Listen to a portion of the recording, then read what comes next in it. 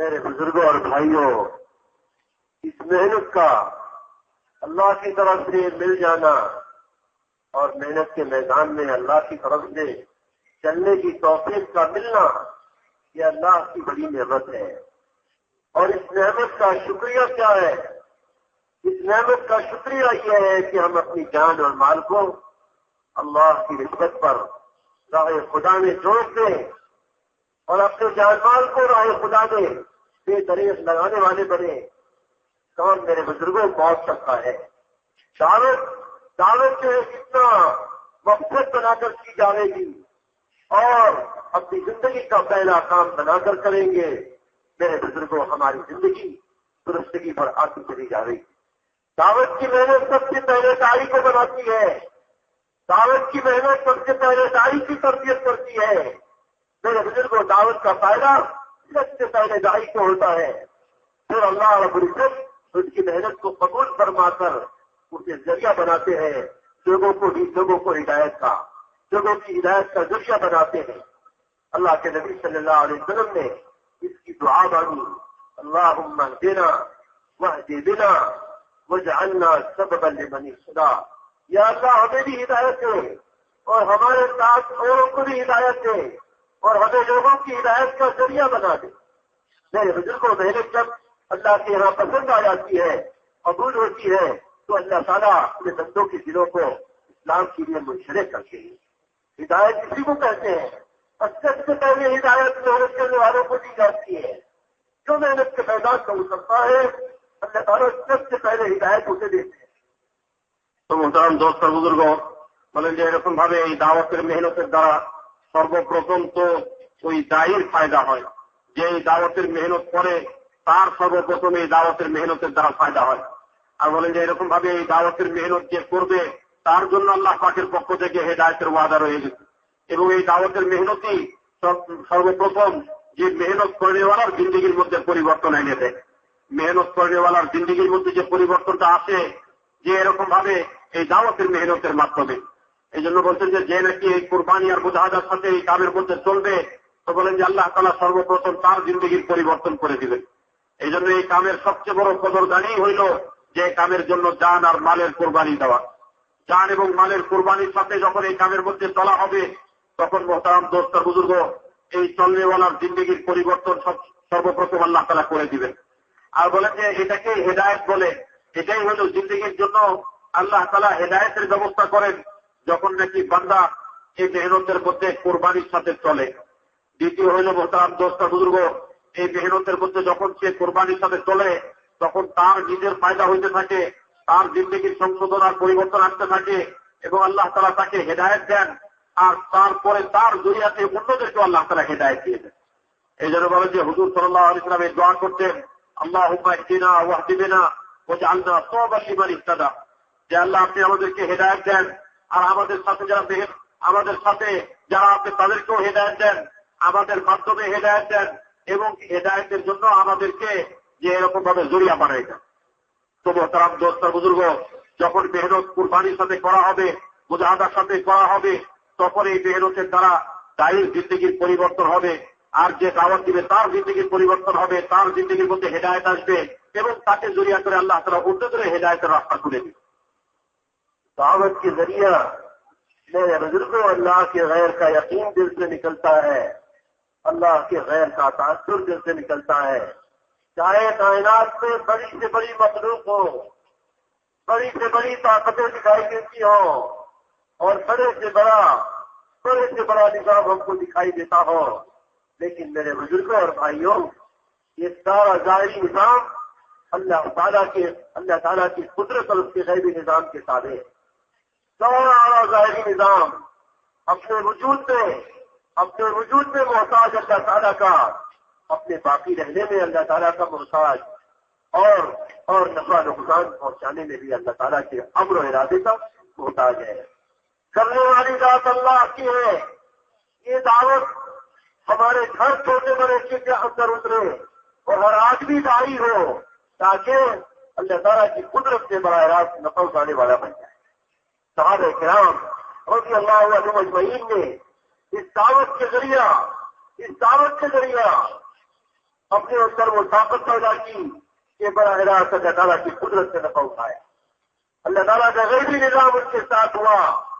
اللہ تعالیٰ نے اپنے غیبی نظام کے ذریعے ان کی ضرورتیں پوری کی. اللہ اکبر. صحابہ کرام رضی اللہ عنہم اجمعین ان کے واقعات اللہ کی غیبی مددوں کے حیات الصحابہ کی ایک پوری جلد بھری ہوئی ہے کہ اللہ تعالیٰ کی تائید اور تائید غیبی کس طرح سے صحابہ کے ساتھ ہوئی ہے.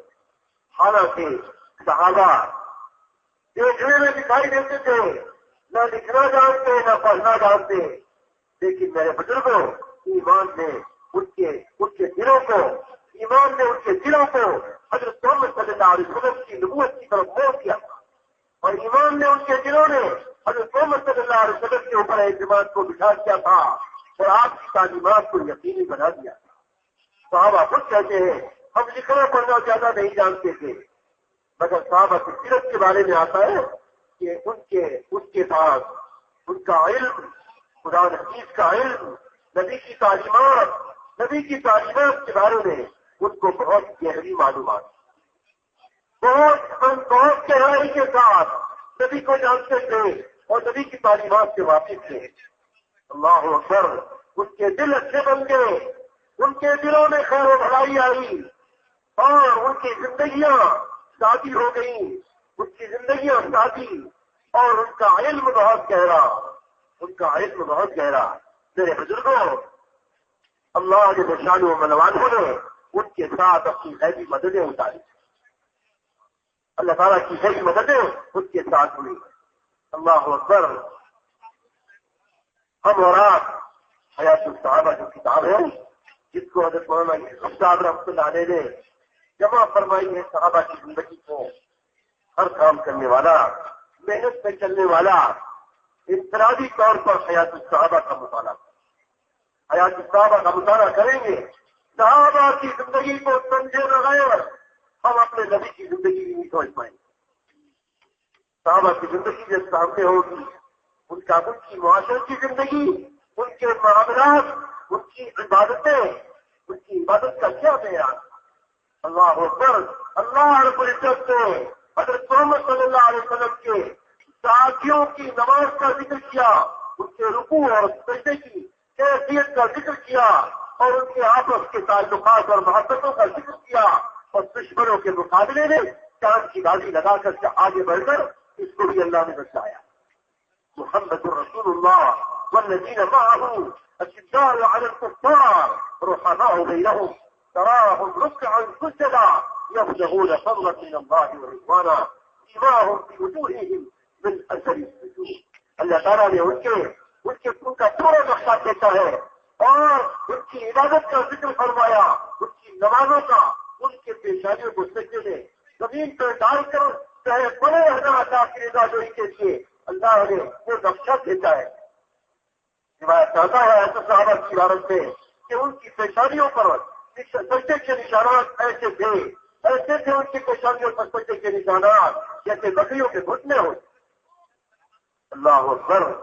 کیا کون ایسے لوگ تھے ان کا ایمان بھی اللہ کے یہاں پسند کہ اللہ تعالیٰ نے قرآن میں فرمایا ایسا ایمان لاؤ جیسا وہ ایمان. صحابہ کی زندگی کو پڑھنا ہمارے ایک کام کرنے والوں کو صحابہ کی زندگی پڑھنا ہے. صحابہ کی سیرت کو پڑھے بغیر تو محنت ہم صحیح کر سکتے. محنت سے بصیرت چاہیے، محنت سے بصیرت چاہیے، اور محنت میں جب بصیرت حاصل ہوتی ہے تو استقامت بھی حاصل ہوتی ہے. جب محنت ہماری استقامت کے ساتھ ہوگی تو پھر میرے بزرگوں حضرت محمد صلی اللہ علیہ وسلم جو ہے ہمیں ایمانیات کی تعلیم دے کر گئے اور جو عبادت کا خاصہ دے کر گئے، میرے بزرگوں اسی طرح سے اخلاق اور معاملات اور معاشرتی زندگی جو دے کر گئے ہیں. اگر ہم صحابہ کی زندگی پڑھیں گے تو ہمیں اپنے نبی کی زندگی کا ایک نقصان سامنے آ ایک زندگی ہے. یہ محنت سنت شریعت کی طرف سے جائے گی، یہ محنت میرے بزرگوں ایمانی زندگی کو لانے کی، اور یہ محنت اسلامی زندگی کی طرف چھوڑے اور آخرت کی ابد الآباد کی زندگی کی تیاریوں کے فکر میں لگا دی.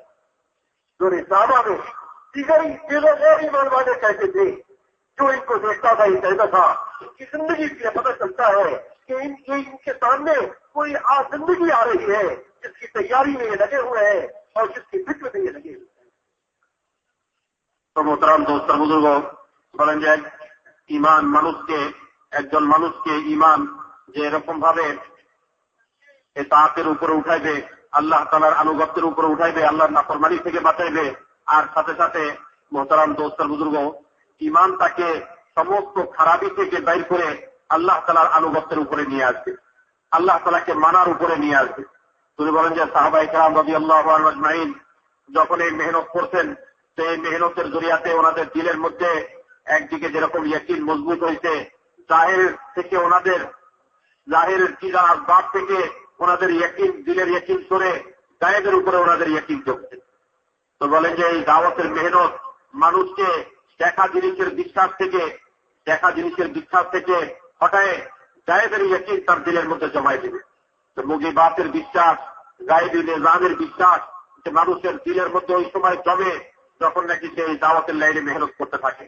মোহতারাম দোস্ত বুজুর্গ বলেন যে এরকম ভাবে একেবারে ছোট থেকে ছোট মাখলুক আর বড় থেকে বড় মাখলুক, যেটার ব্যাপারে আমরা ধারণা করি যে এর থেকে বড় আর কোন মাখলুক হইতে পারে না, বলছে এই সব কিছু বনার ব্যাপারে আর এরকম ভাবে বাকি থাকার ব্যাপারে সব কিছুর ব্যাপারে যে এরকম ভাবে আল্লাহ তাআলার হুকুমের মোহতাজ এই জাহিরি এই সব যে নিজামগুলো গায়েবী নিজামের অধীন এবং গায়েবী নিজামের অধীন হয়েই চলতেছে।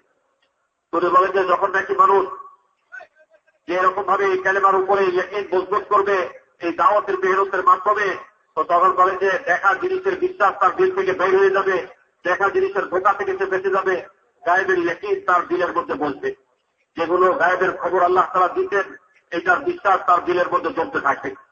তো মোহতারাম দোস্ত বুজুর্গ বলে যে গায়েবের বিশ্বাস যখন দিলের মধ্যে মজবুত হয় তখন আল্লাহ পাক যে এরকম ভাবে গায়েবী মদদ এবং সাহায্যকেও নাযিল করে দেন। যে গায়েবী নিজামের উপরে যখন বান্দার ইয়াকিন হয় তো তখন বলেন যে আল্লাহ পাকের সাহায্যকে আনবার জন্য হুজুর সাল্লাল্লাহু আলাইহি ওয়াসাল্লাম যে তালিম দিতেন ওই তালিমের উপরে জিন্দেগিকে উঠানো সহজ হয়। এই জন্য বলেন যে হায়াতুস সাহাবার যে এরকম ভাবে পুরা একটা অংশের মধ্যেই যে এরকম ভাবে সাহাবায়ে কেরামের উপরে গায়েবী মদদ আর সাহায্যের যে বর্ণনা আসছে এটাকে পড়ে দেখাচ্ছে। আর বলে যে এরকম ভাবে কোরআনের সাথে যারা আছি তারা তো প্রত্যেকেই ব্যক্তিগত যে এরকম ভাবে মোতালার মধ্যে হায়াতুস সাহাবাকে রাখা চাই। সাহাবায়ে হযরত ইউসুফ সাহেব রাহমাতুল্লাহ আলাইহি যে কিতাব লিখতেন, বলে যে সাহাবায়ে কেরামের জিন্দেগির এক একটা অংশকে উল্লেখ করতেন এর মধ্যে যে ওনাদের ঈমান কিরকম ছিল, ইবাদত কিরকম ছিল, ওনাদের মুআমালা মুআশারা আখলাক কিরকম ছিল এবং আল্লাহ তাআলার হুকুমের উপর ওনারা কিভাবে জিন্দেগিকে উঠাইছিলেন, যার পরিপ্রেক্ষিতে আল্লাহ পাকের গায়েবী মদদ আর সাহায্য কিভাবে ওনাদের উপরে নাযিল হয়েছিল।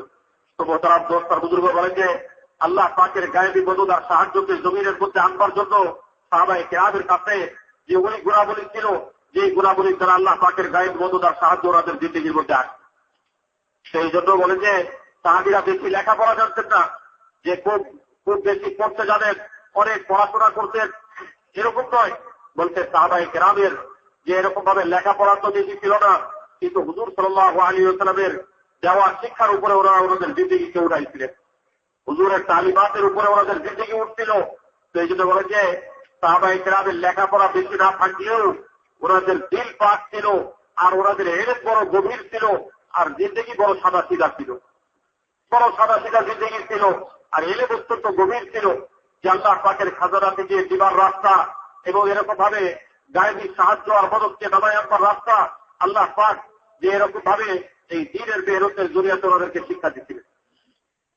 তো মোহতারাম দোস্ত বুজুর্গ ঈমানের মাধ্যমে একজন আল্লাহ পাকের গায়েবী খাজানা থেকে যেরকম দিতে পারবে, আল্লাহ পাকের সাহায্য আর মদদ যেরকম তার জিন্দেগির মধ্যে আসবে, ওই যে ঈমানের মাধ্যমে এরকম দুনিয়াতে চলবার জিন্দেগি যাপন করবার জন্য হুজুর সাল্লাল্লাহু আলাইহি ওয়াসাল্লাম যে শিক্ষা দিতেন হুজুরের ওই তালিমাতের উপরেও তার জিন্দেগি তখন উঠবে।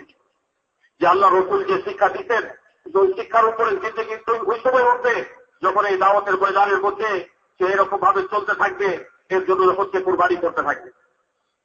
এই জন্য আল্লাহ তাআলা কোরআনে পাকের মধ্যে বলতেন সাহাবায়ে কেরামের অবস্থাকে উল্লেখ করে যে সাহাবায়ে কেরামের এই অবস্থা ছিল, দিনের বেলা ওনাদের কি অবস্থা ছিল, রাতের বেলা ওনাদের চলাফেরা কিরকম ছিল, যে এরকম ভাবে উঠা বসা কিরকম ছিল, দিনের বেলা ওনাদের চলাফেরা কিরকম ছিল, এই সব কিছুকে আল্লাহ তাআলা কোরআনে পাকের মধ্যে বয়ান করতেন।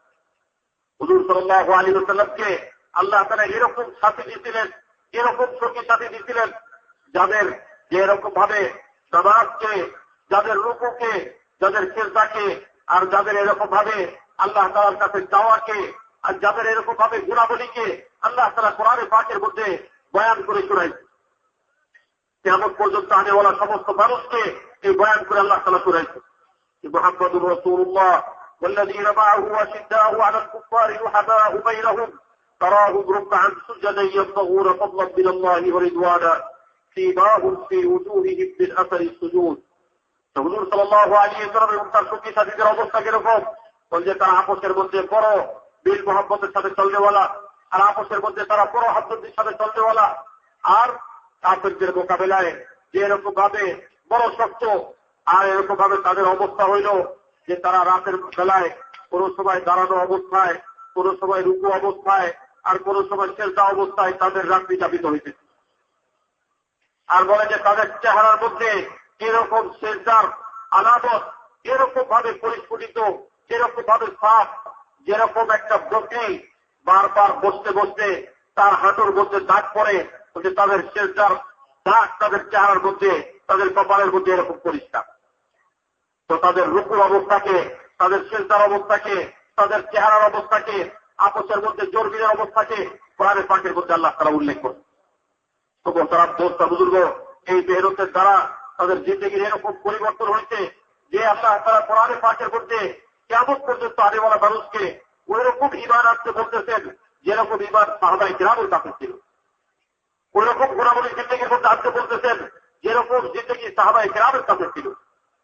তো তারা দোস্ত বুজুর্গ, এই দাওয়াতের মেহনত মানুষের জিন্দেগির এই পরিবর্তন সাধন করে দেয়।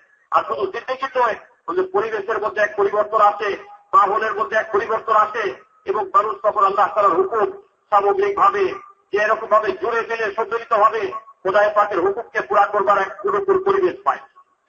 তো তারা দোস্ত বুজুর্গ, এই মেহনতের জড়িয়াতে একদিকে মানুষের জিন্দেগিরও পরিবর্তন হয়, আর একদিকে এই পরিবেশের মধ্যেও পরিবর্তন আসে। তো এই মেহনত যখন কোরবানির সাথে করা হবে তখন এরকম দিনের অবস্থারও পরিবর্তন আসবে, জিন্দেগির অবস্থার মধ্যেও পরিবর্তন আসবে, এবং পরিবেশের মধ্যেও এই পরিবর্তন আসবে।